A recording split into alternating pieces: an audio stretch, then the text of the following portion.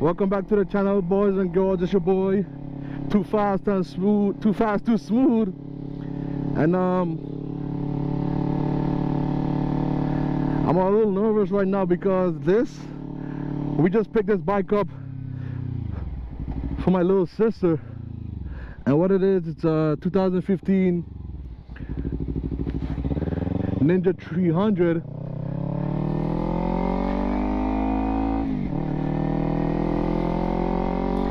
And if you guys, you guys probably didn't know this, but when I first started riding, this was the exact same bike I got, the Ninja 300. But mine was all black. It was a 2014. This is a 2015. And I feel like I'm going back to my roots, bro. That's exactly what I feel like. So we just picked it up. We just bought it. Title's in our name. So what I'm gonna do in this video, relive my dream, bro. This wouldn't be my first ride, but I'm gonna give it as if it's a first ride. Now that I've been on multiple different bikes, I've been on 1000, 600, 650, 750s. So I'm gonna give my first ride on it. I'll give you guys a review on it for people who starting out. How you guys will feel about it. Pros, cons, specs, all of that. If you're new to the channel, make sure you do subscribe, hit that like button, and turn on post notification, because we might have more bikes, you know, to force ride and stuff like that.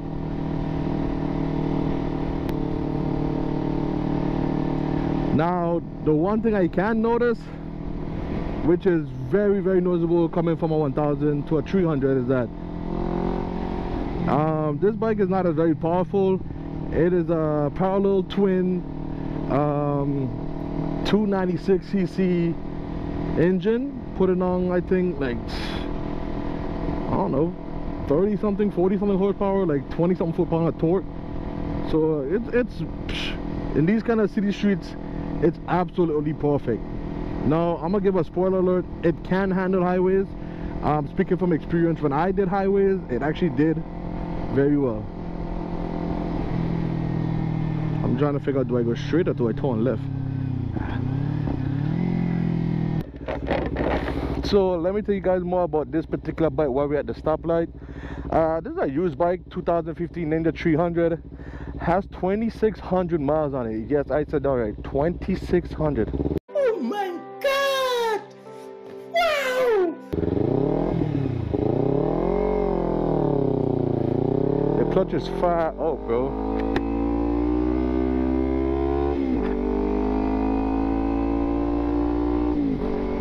Yeah, 2015 Ninja 300 with 2,600 miles. The clutch is very light. Something I have to get used to on my way back, but it's not my bike to be really getting used to. I just have to get used to it enough that I can ride it and not stall or anything. But it's mad comfortable, I could tell you that. I feel like I'm just sitting in a chair with my hands up.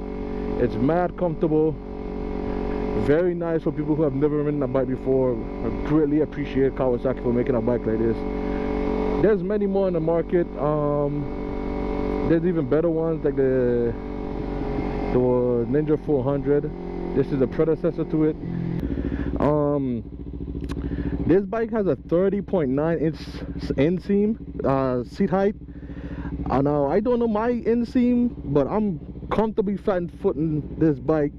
I'm 5'11", so my sister, she's about 5'4", and she was able to handle this bike. She said it's mad light. This bike has a curb rate of like 380 pounds compared to my Gixxer 1000, which is like 420 plus.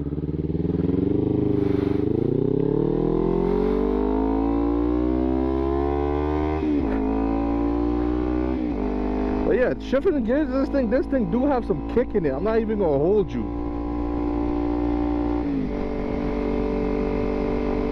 I shifted from first to second, and it does have kick. That's really nice. I like that. It is a 6-speed transmission, so it does have 6 gears, like any other super sport or sport bike. What can I say, to be honest? I really don't know what can I really say. Like, it's one of the best beginner's bike out there for the price that it is. low maintenance costs, extra fuel mileage, as it is a parallel twin versus the inline 4. So I mean, it gets up and going as well.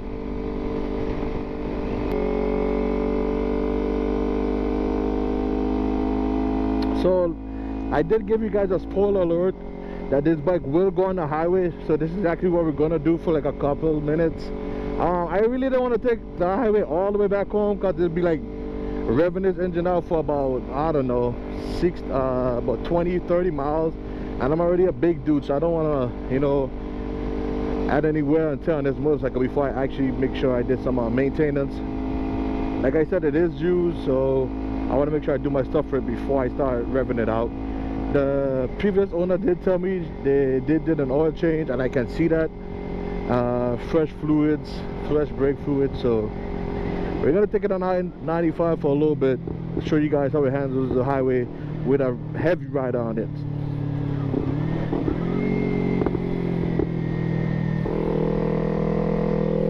I like to flick in the turns too. Woo, woo. Get this bad boy up to speed.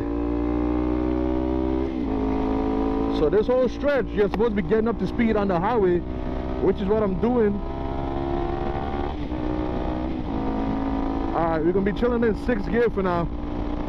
This is the best this will do. So I'm at 70 miles an hour doing 8,000 RPM, 9,000 RPM. So like I said, it's able to do highway speed, but I don't want it to be revving out so long for so loud for so long, or so high for so long. So I just want to show you guys that it can do highway speed, 75 miles an hour, 8,500 RPMs. Red line is 13,000 RPM. So I do have 5,000 mile RPM to play with, but I don't want to have it here for the next 40 minutes.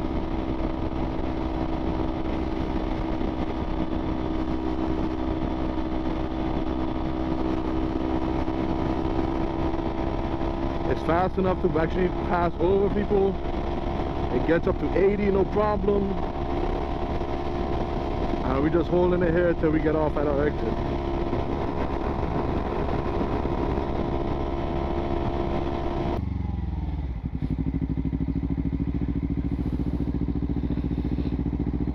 So now that we're off the highway, I was all the way in 6th gear, so I had a downshift. Transmission's mad easy to switch into. In and out of 1st gear. Neutral is very easy to find. The only thing, like I said, I still have to get used to is the clutch. So, like, the clutch is all the way out here. That's probably adjustable with some different levers, but I'm not gonna do any adjusting until the owner decides what she wants to do with it. If she wants to buy aftermarket stuff and stuff like that. I'm just showing you guys, hey, 300s, they can't handle highway. Don't question anything about it. If you are gonna begin riding, I always advise to start on something like this, bro. Like, I don't care what nobody says. If you've never ridden a bike or never ridden a street bike, always start on something small. Don't feel embarrassed or left out.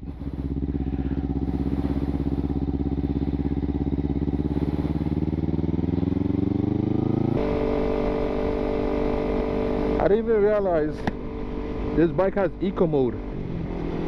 So I guess we're saving on gas, because we have like half a tank right now. We still got a long way to go, so shoot, that's good. That's good. We got eco mode on this bike, man.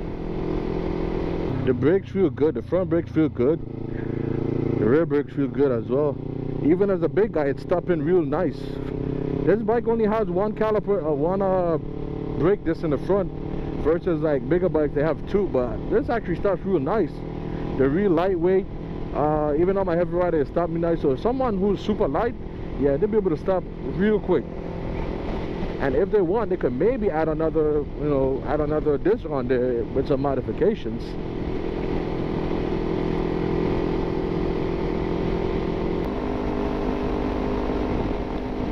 So another good thing I'll say about this bike, like, I don't remember this being this good, but the mirrors are actually quite nice. I can see the car that's behind me just by you know, making myself a little smaller. On both sides I can see there's a car behind me. I can even see the next lane, like the next lane over, I can see that. So yeah, the mirror placement that I have, oh, we just passed the throttle.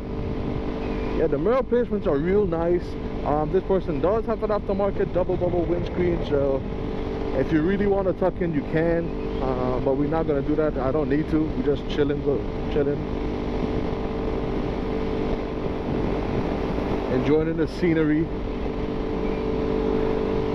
And this is the type of riding that beginners riders gonna do. They're just gonna be on the back road, learning the controls, getting confidence on riding, being exposed, getting used to being exposed to the open scenery. You know, a lot of times we're just in our cages. Now, as a big guy, I actually don't feel cramped on this small bike. I actually feel mad comfortable. It's like I'm sitting on a chair. My legs are a little bit pulled back because this is an introductory to a sport bike. So they're trying to get you used to the sport bike feeling. But the handlebars are real nice. It's real good, man. Not gonna lie, Kawasaki did a great job with this bike. They gave us a fuel gauge, eco mode. Unfortunately, no gear selector. So the only way you can know what gear you're in is by memorizing it. So, which just sucks on these older beginner bikes, because as a new rider, you don't want to be focusing on what gear you're in. You just want to focus on the controls. But that's something you get used to over time.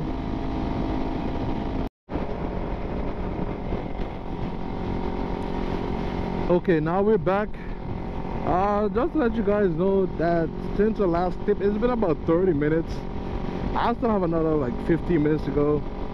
But I just want to say, during that time, I have not felt any pain or discomfort. Did not feel that I couldn't keep up with the traffic.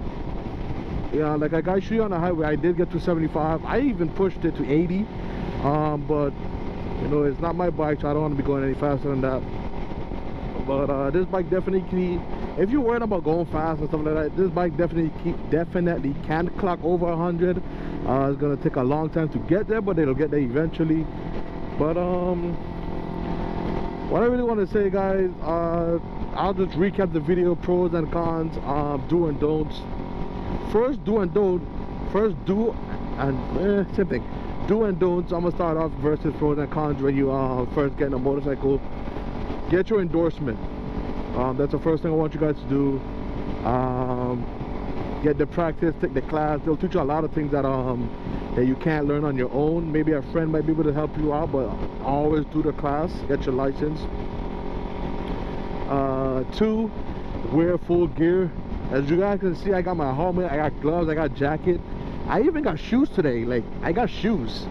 So I don't have riding jeans. I mean, I don't know if I want to go all the way like that, but I mean, I got as much as I possibly can. I'm gonna tell the owner of this bike the same thing. We're gonna go shopping tomorrow. Cycle gear, local cycle gear. For all these, what I have on is what that person's gonna get.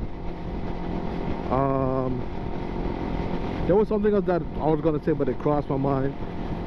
But anyways, the next step after you protect yourself, you want to buy protective stuff for your bike. So this bike, for most bikes, you get frame sliders, you get rear and front axle sliders, you can get tank protectors. I actually saw one, was it a Jigsaw or Ducati? I don't remember, but they at the corner, it actually had protectors.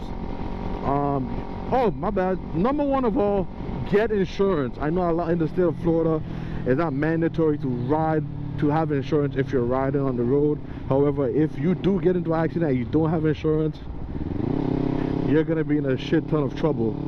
So after you get your bike, get insurance.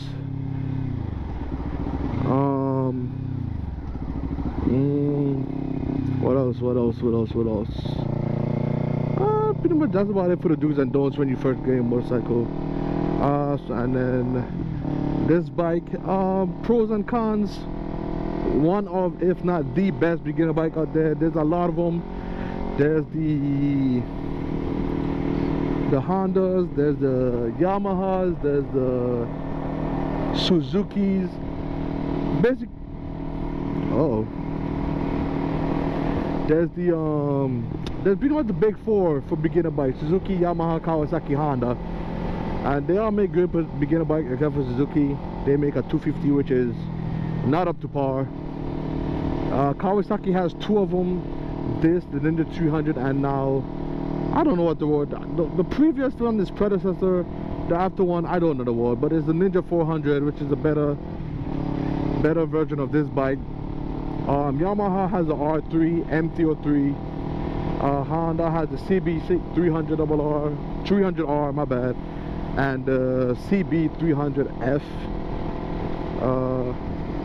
And this also has the Z400. So there's multiple beginner bikes in the sport bike category you can choose. There's also cruiser beginner bikes, but I've never ridden one, so I really can't say about it. But as of right now, this bike, the Kawasaki Ninja 300, best of the class at the time, in my opinion. The cons about it, I would say, you know, it's a 300, it's slow. For an experienced rider, you can have a lot of fun with it, but that's about it. I don't know what other con this bike can have. Like, yes, it's not gonna have all the fancy equipment, but it's gonna do its job as a beginner bike for a beginner rider.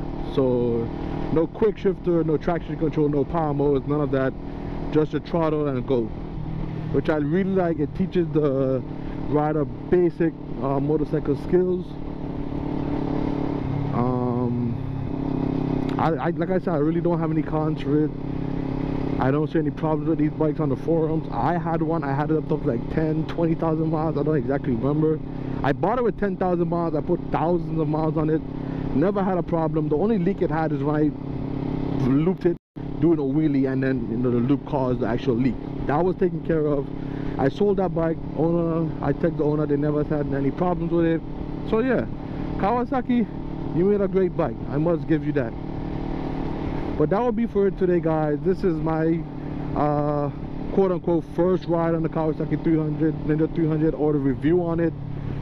And if you guys did enjoy this video, if you want to see more first ride, more reviews on motorcycles, I did one before on the 2020-21 J6R 600, and I had my own thoughts on it. But this is a beginner section, and if you guys did enjoy it, please like the video,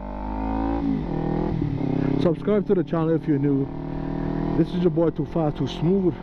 We out.